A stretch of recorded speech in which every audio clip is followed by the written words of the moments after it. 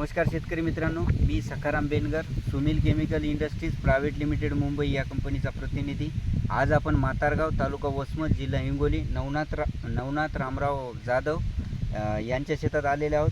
तर यांनी जवळजवळ 1 महिना झाला, 1 महिन्याच्या अगोदर जिंदा आणि कोसामिल गोल्ड याची ड्रिचिंग यांच्या हळद या प्लॉटला केलेली होती।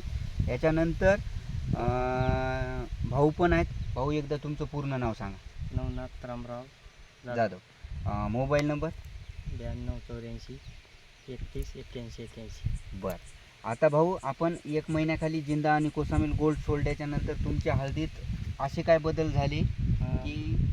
बदल बरीच झाली, पानं चांगली लांब लांब झाली, हिरवीपणा आला, पेंदा चांगला झाला आणि ती वाढ बी झाली। तर शेतकरी मित्रांनो, महाराष्ट्रातील तमाम शेतकरी यांच्यासाठी हा खास व्हिडिओ आहे। हळद या पिकासाठी जिंदा 4 किलो आणि 3 किलो कोसामिल गोल्ड नवनाथराव यांनी ड्रिचिंग केलं होतं।